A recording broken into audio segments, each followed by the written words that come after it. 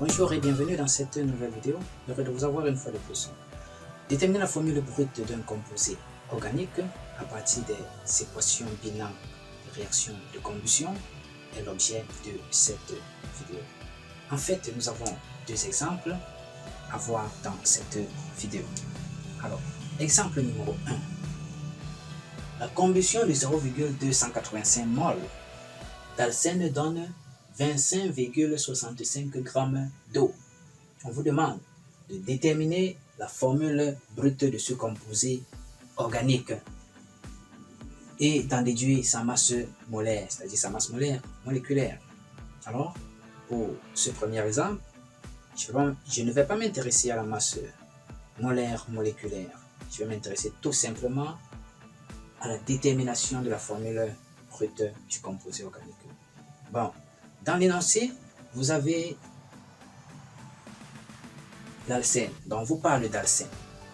Il faut connaître la formule générale d'un alcène. La formule générale d'un alcène, c'est CnH2n.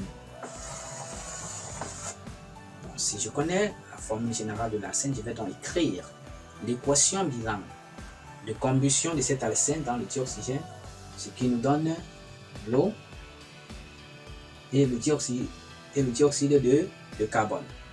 On équilibre la réaction convenablement.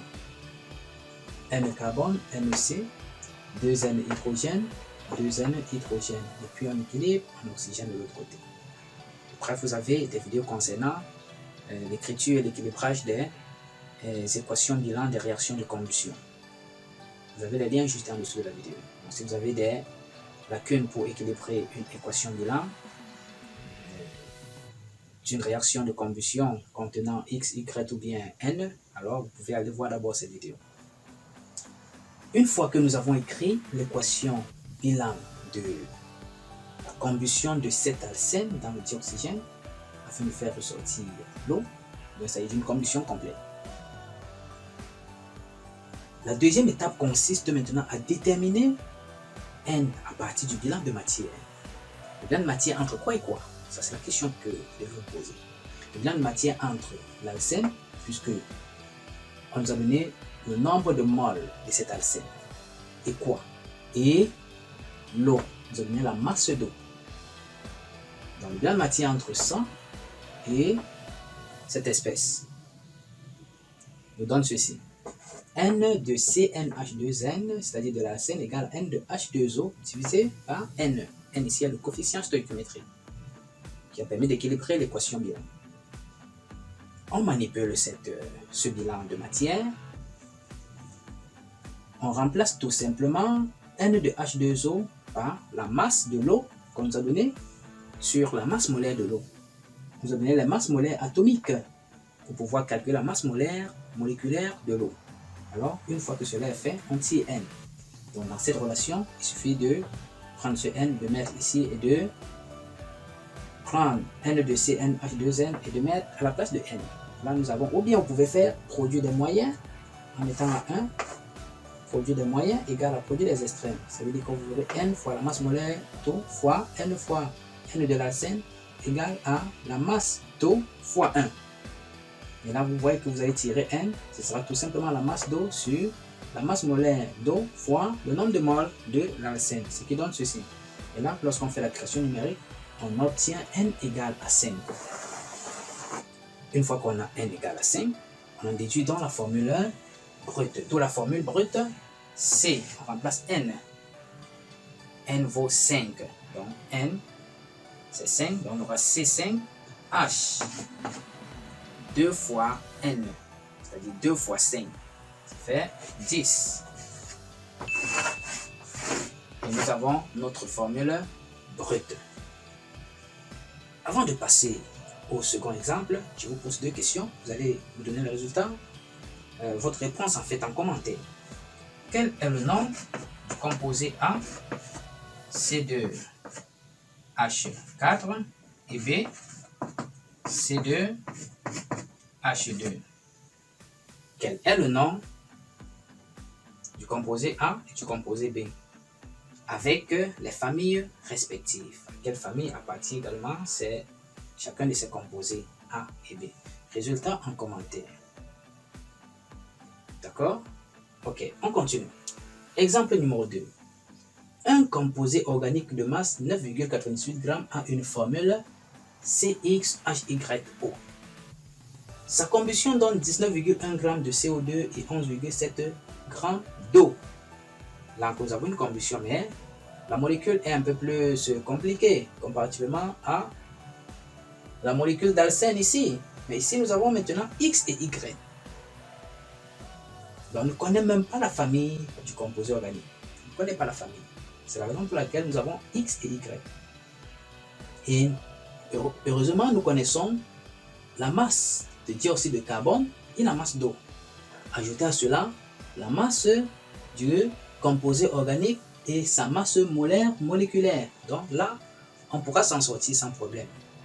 La première étape consistera à écrire l'équation bilan de combustion complète. Je rappelle que c'est une combustion complète. On va faire combustion complète de la molécule dans le dioxygène. Et il faut donc pouvoir écrire et équilibrer convenablement. Vous avez encore les vidéos en dessous concernant l'écriture et l'équilibrage des équations bilan des réactions de combustion en ce qui concerne les molécules contenant X, Y, Z, voire N. Une fois écrit l'équation bilan de combustion comme on l'a fait ici, on exploite maintenant cette équation bilan en utilisant le bilan de matière. Le bilan de matière. Vous avez également une vidéo en dessous qui parle du bilan de matière. Comment utiliser le bilan de matière dans une équation. Voilà. Pour déterminer X, vous voyez que nous allons utiliser le bilan de matière entre le composé organique et CO2. C'est la raison pour laquelle nous avons N de A. Donc, je considère le composé organique comme A. C'est pourquoi j'ai mis A là et j'encadre. Donc, quand je vais utiliser NA ou bien masse de A, etc., masse molaire de A, on saura que c'est la masse molaire du composé organique ou bien la masse du composé organique. NA est égal à N de CO2 sur X. Ça veut dire que X est donc égal à N de CO2 sur NA. Là, N de CO2, c'est la masse de CO2 sur la masse molaire de CO2. Comme ceci est au dénominateur, on inverse. Donc, masse molaire de A sur la masse de A. On fait l'application numérique. 19,1 qui est la masse de CO2. Condition donne 19,1 g de CO2. Voilà. Masse molaire de A, on a dit, la masse molaire moléculaire de A, c'est 46 g par mol. Donc, fois 46 sur la masse molaire de CO2, c'est-à-dire masse molaire du carbone plus 2 fois la masse molaire de l'oxygène. Vous avez le carbone 12 plus 2 fois 16, ça fait donc 32 plus 12, ça fait 44. Donc 44. Fois la masse de A. La masse de A, c'est-à-dire du composé organique, c'est 9,98. Nous obtenons donc 2,00, ce qui est essentiellement égal à 2. Donc X trouvé nous donne 2. Alors, là maintenant, qu'est-ce qu'on doit faire par la suite? Une fois que nous avons déterminé X, nous passons à la détermination de la deuxième inconnue, c'est-à-dire Y. Là maintenant, nous allons faire le bilan de matière entre le composé organique A et H2O.